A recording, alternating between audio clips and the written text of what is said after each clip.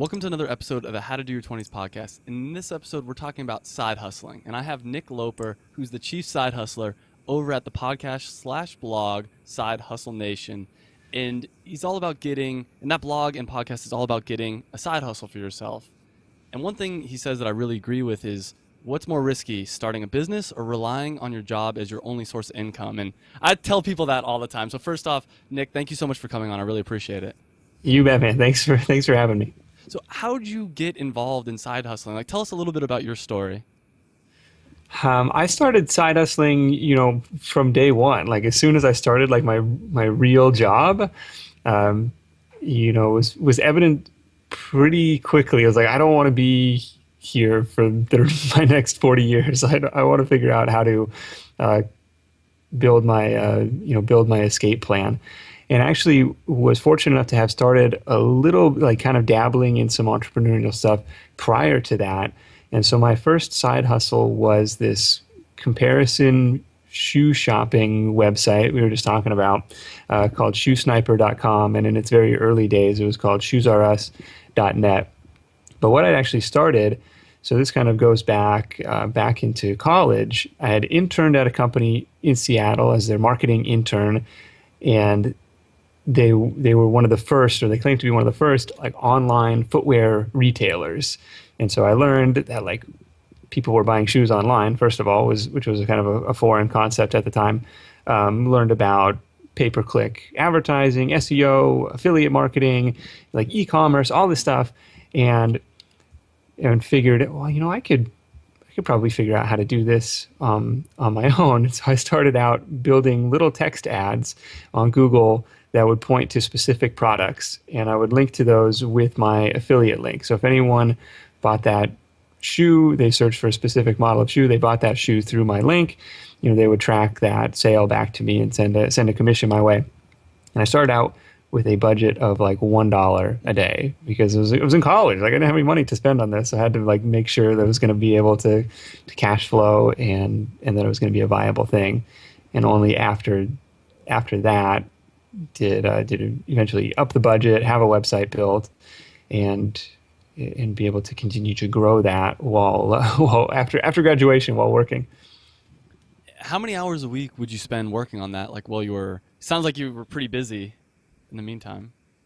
Yeah, so I had a couple advantages. So I had just graduated. So I grew up in Seattle, and after graduation moved across the country, and spent some time in the Washington D.C. area, and so had the advantage of like having completely uprooted from my family and girlfriend and social network, and had a lot of free time, like nights and weekends. Didn't really know many people outside of my coworkers, and especially weeknights. So I was probably putting in 20 hours a week at that point. So not an insignificant amount of time, and a lot of it was on speculations. A lot of it was like building the initial structure of the site, building out these processes and testing stuff out because you're not sure what was going to eventually work.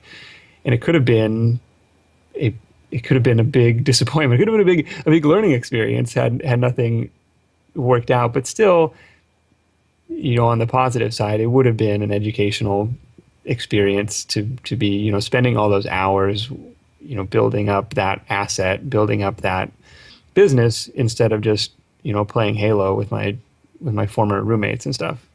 And something I kind of want to say about that is, to me, building an online business kind of is like a video game in like a weird way. You watch, it's almost like an RPG where you're putting in all this effort and you watch your SEO rank go up and you're looking at these stats. It's not always fun, but there's a lot of times I'm sitting there and I'm like, this is the best video game ever, except it's real money.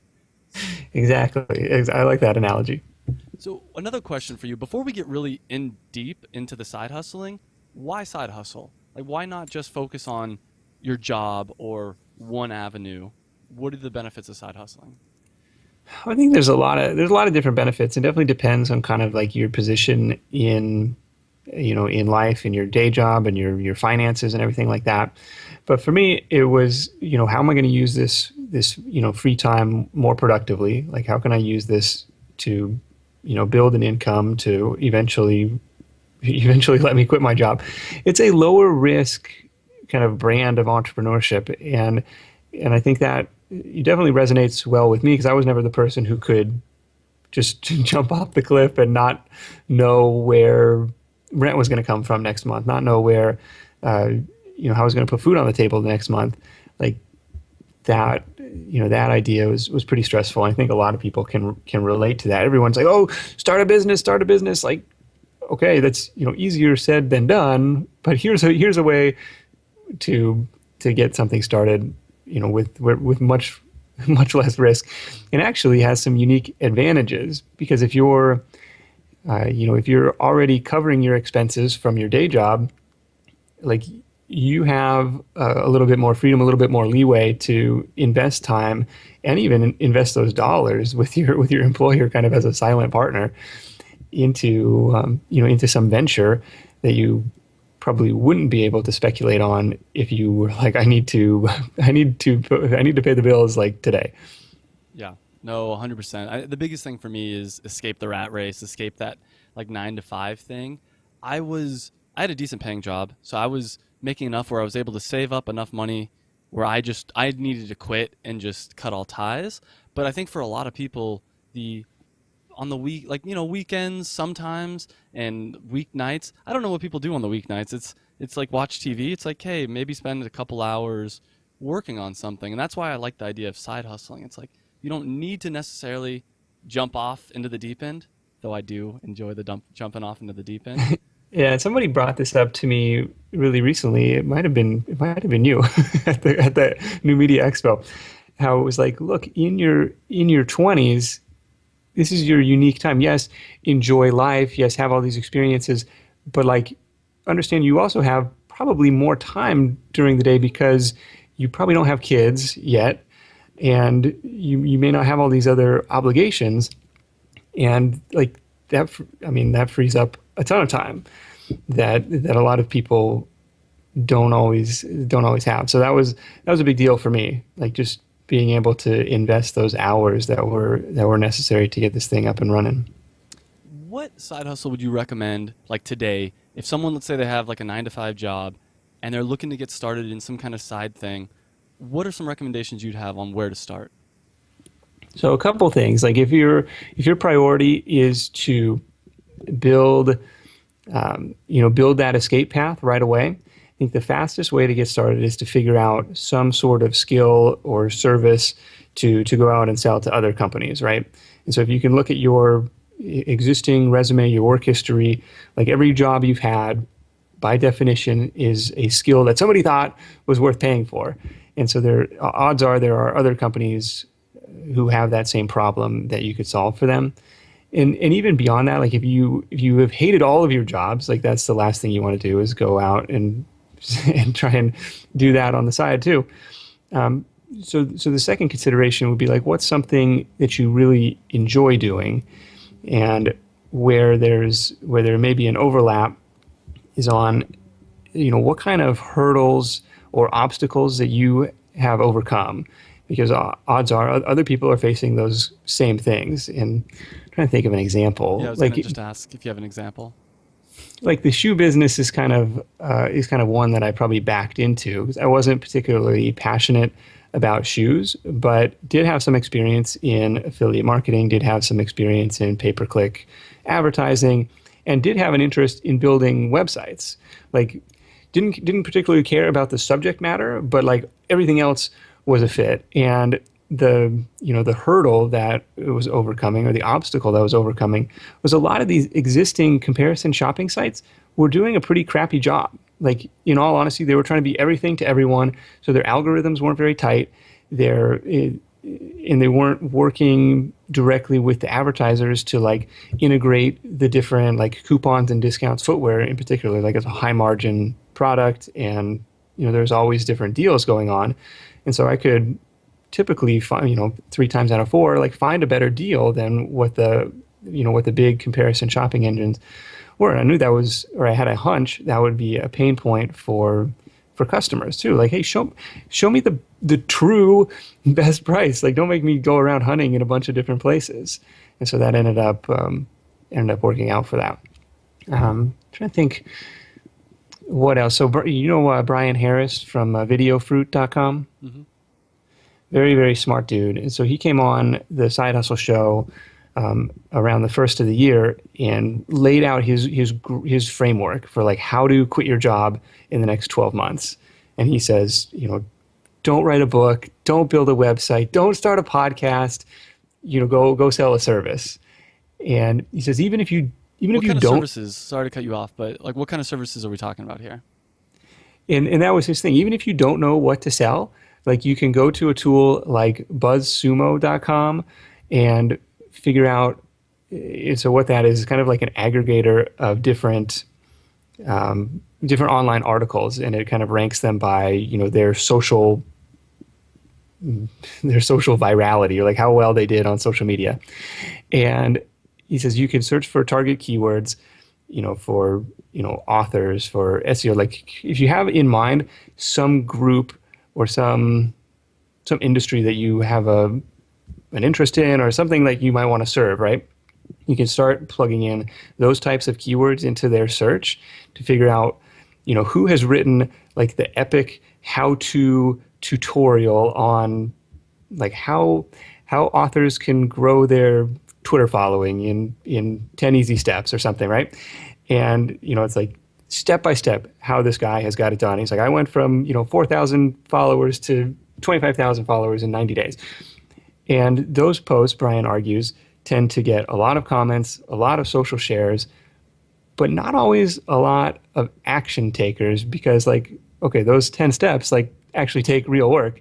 And so he says, why don't you be the guy? Like, why don't you reach out to everyone who commented, who shared this thing on social media, and say, hey, I happen to be the author Twitter marketing specialist, and I would like to do this thing for you. I had a look at your account. Here are the top 5 optimizations that I would make right away, and blah, blah, blah. So he's really big on like giving away that experience right out of the gate without asking for any money, and then being like, okay, what can I, is that interesting to you? What can I do to make a deal here?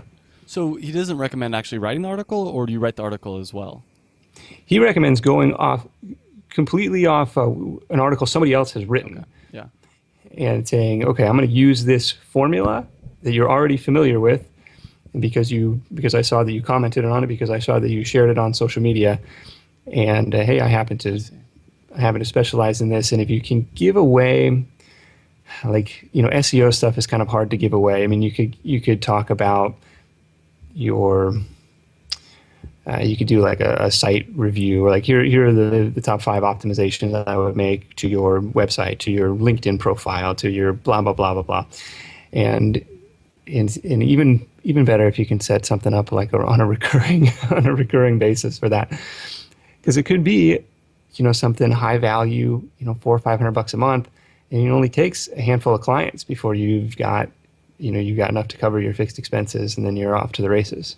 So using the Twitter example, you reach out to these people and say, I'll give you a free trial, like a month of getting Twitter followers, or what would that step be?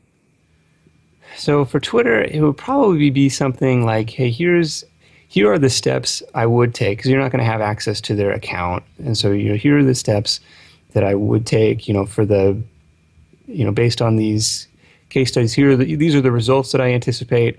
An extra follower, I understand, is worth X dollars and cents to you, or whatever it is in terms of perception, in terms of social reach, in terms of whatever it is, in terms of book sales. As you know, best-selling author X, Y, and Z also uses this system to grow his influence. And if you can kind of build some trust there and say, okay, and then you can kind of start the conversation there, rather than just being like, hey, I'm Nick. This is what I do. Hire me. It's like, hey, this is specifically how I can help you, and how I've helped others in your industry, or how others, even if you haven't done any of the work yet, how others in your industry have benefited from applying the same system that I would apply, or something like that. So kind of shifting gears here a little bit, 2 other ones I've seen you mention on your website is Taskrabbit and Fiverr, and it seems like pretty easy ways to get started. Is that a path you'd recommend people taking, or not so much anymore? I've never tried Taskrabbit personally, so I can't really speak to those guys. But Fiverr is a really fun platform. Like I've had some pretty, I don't know. It's just I've had a good time on there because it's a marketplace of buyers, like Amazon is, like eBay is. Like people are going there expecting to spend at least $5, right? And if they find your offer, even if it's just a curiosity play, they're like, oh, I'll check this out for $5, whatever it is, because they don't have much to lose. And on top of that, as you kind of make more sales and you can, and each seller is allowed up to 20 gigs. So every one of those is an opportunity to be discovered in their internal search engine and everything. So if you can come up with, and you could just look at what other people are selling and figure out what that is. And you could go back to your, inventory of skills. I chatted with somebody who was sending, blog post ideas off to somebody who was doing like LinkedIn headline writing for somebody, just, these quick one-off things. And then in your upsells, it can be, more in-depth, more involved work.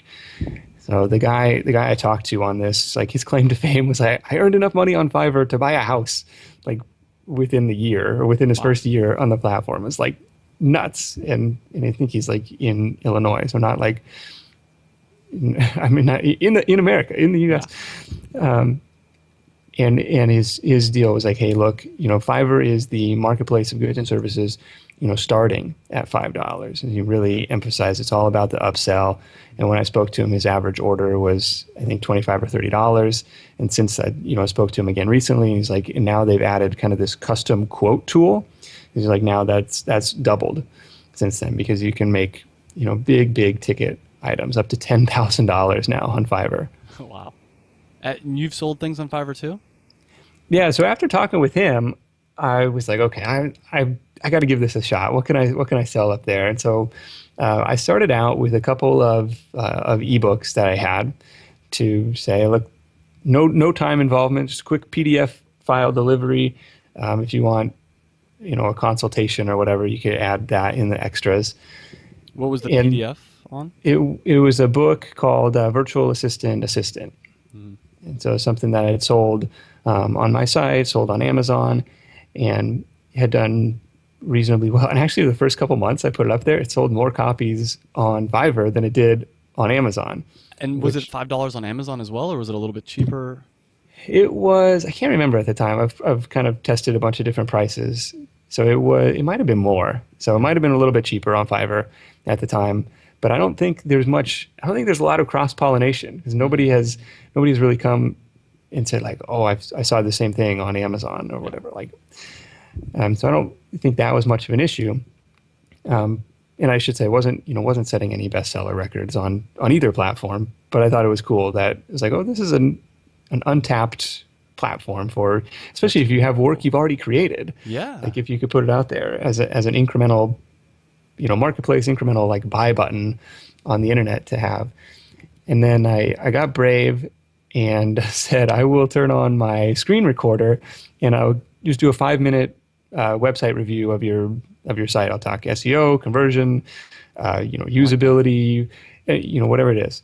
No script, no nothing. Just I'm going to hit the button and give you my feedback. I've been working online for 9 or 10 years at this point, and that gig had generated some positive feedback and everything. And one morning I woke up, just inbox flooded with orders. Wow. And I was like, what happened? Because I was like leaving like the next day on a flight, and I was like, what is going on? And I go to the Fiverr homepage, and of course there is my mug. So they had somehow decided to feature this gig on their homepage, which was awesome. Super, super cool. It's such a high traffic site. You never know who you're going to meet on there. Like I've met, coaching clients and Fiverr and mastermind clients and top tier, business coaching people. And like, it's really kind of a cool platform in that sense. But, for gigs like that, maybe not the best hourly wage in the world, but very cool with in terms of the connections and with the upsells. It's not like I was really going backwards or anything. Did you get a lot of upsells from the virtual assistants and the website review? More so on the website review stuff. So it was like, oh, for an extra $20 or $40, like I'll take a deeper dive into your marketing strategy or your SEO or whatever it is, and how and then had like a book that I could add on, which was great because that was just incremental.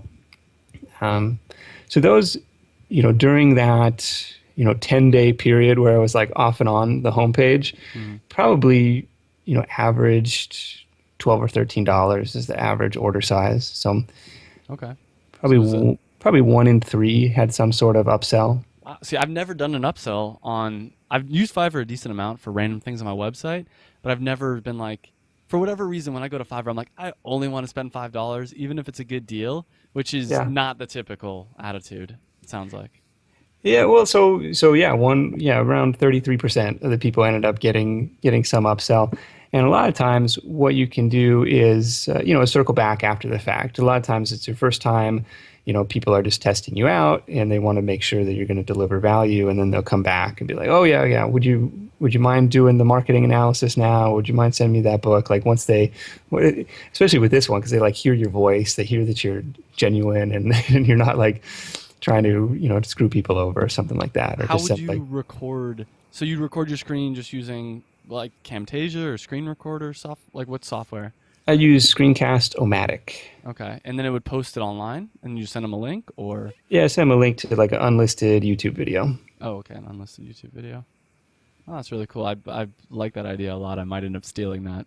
Not Yeah, gonna lie. it's been pretty fun. So, I mean, I've done hundreds of these things. So, Wow. so I think I have the gig paused right now just because I've been traveling and trying to focus on some other projects. But it's pretty cool. So on your podcast, you interview all types of different people about what their side hustle is. What's been some of the more interesting ones that you found? Well, the guy that made money on Fiverr and bought a house, that one was one of the most popular ones for a really long time. The Brian Harris episode I talked about was a really popular one. Go out and sell some service. Some of the more, the stranger the story, the better it tends to do, right? So I had a guy on who makes a full-time living, buying and selling stuff on Craigslist, like buying and like flipping appliances, basically. Oh, that's hilarious. I've done, every time I buy, well, almost every time I buy something off Craigslist, I sell it back for like $50 more. And it's funny because a lot of times, like a couple years ago, I bought a guitar and it came with this case and all this like cool stuff. And I sold it to another guy for the same price that I bought like the entire package for. And, it's been used at that point.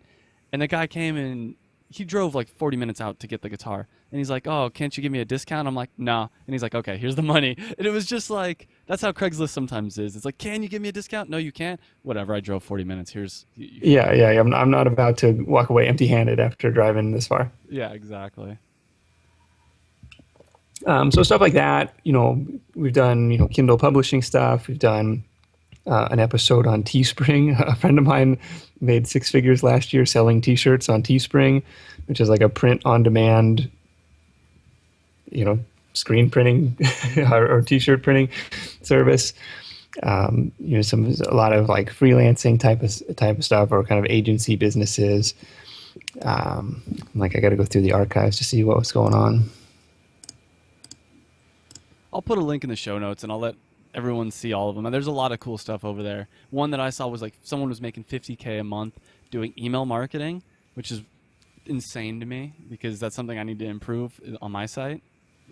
Yeah. So he has a kind of an e-commerce business around martial arts and does like martial arts training videos and products and stuff like that. And just he gets people on the list, and it's kind of a money machine at this point. Just has the autoresponders set up, and just it's pretty sweet. That's amazing. So I want to shift gears here again a little bit and talk about you. And what are some of your favorite books? Do you have any books you'd recommend to people listening? Lots of books. The one that got me started on the entrepreneurial path, or one of the very first like nonfiction books I read was Rich Dad Poor Dad, recommended to me by my roommate at the time. He's like, "Oh, this is so good. Invest in assets, build assets. Don't buy crap around your house." Like, okay. The other one I really like is The Go Giver from Bob Berg. which is nice. It's a cute short story told in parable about you know giving value out into the world. Sounds cheesy, but I don't know. I really liked it about being helpful and being genuine, genuinely caring about other people, and then trusting that you'll figure out a way to monetize that down the road. And what about blogs and podcasts? Do you listen to or read any blogs/podcasts? The two podcasts that got me started on the podcasting path were Tropical MBA and Smart Passive Income. As far as blogs, trying to be better about blogs, because I do have a ton in my feedly, like Smart Passive Income, like Startup Bros, like Niche Pursuits, like all these different sites, like Budgets Are Sexy, kind of a range of kind of the personal finance. Mr. Money Mustache, that's a relatively new discovery of mine. Love him. But trying to get better about kind of the concept of just-in-time learning. Mm-hmm. It's like all these articles are great, and that's fantastic. Like today I published a post on like how to save money, attending conferences. And if you're scrolling through your Feedly and you see that, and like that's great, but like unless you're actively thinking about attending a conference, like that's maybe not necessarily the most relevant thing for you. And so I find, I use kind of those blog readers to fill up my buffer stream for Twitter. But a lot of times it's like if that's not relevant to my day's work, then it's probably not the best use of my time, if that makes sense. No, I 100% agree. I asked this question knowing that I don't really read any blogs anymore, and my friends will send me articles, and a lot of times I'm like, all right, I don't want to read this right now. I hate when I get an idea from an article that's really good, but I'm not going to be able to use it for like 3 or 4 months, because then it's like, well, where do I write this? And I have places I can write potentially, but my systems aren't still foolproof, where it's like, okay, 4 months from now, this will be really important. Like in the future, I'd like to write an ebook. And I've been hearing all kinds of stuff like, oh, you should do this for your ebook, or you should do this. And I'm like, this is all great, but like, it's not time yet for that. Like, I need to focus on something else. Yeah, I'm with you there. I'm trying to get better about it, but I mean, it's still kind of like a habit. And so, and it's kind of one thing that I can do. Like if I have, 7 minutes before my next call, right? Like I'll jump into Feedly, and scroll through, add some stuff to the social media sharing. And so that's where I try and, try and not block out like a half an hour will be my blog reading time, but do it kind of in the in-between times. Yeah, I think what I'm going to try to start doing is like Saturdays or I'm going to try to start taking Sundays off from work, but all the articles my friends have sent me throughout the week, just kind of scroll through them and be like, hey, this one actually seems interesting. Like a friend of mine sent me an article on Elon Musk, and I started reading it. I'm like, I really want to read this, but it's work time. And I think like Sunday is a good relaxed day where it's like, all right, it's somewhat productive, but it's more enjoyable than it is productive. Yeah, I like you use something like Pocket for that, or just Evernote or something. I don't use anything. I need to start though. I've heard Pocket a couple times. Okay. Yeah, I don't use it either, but I should. So last question for you.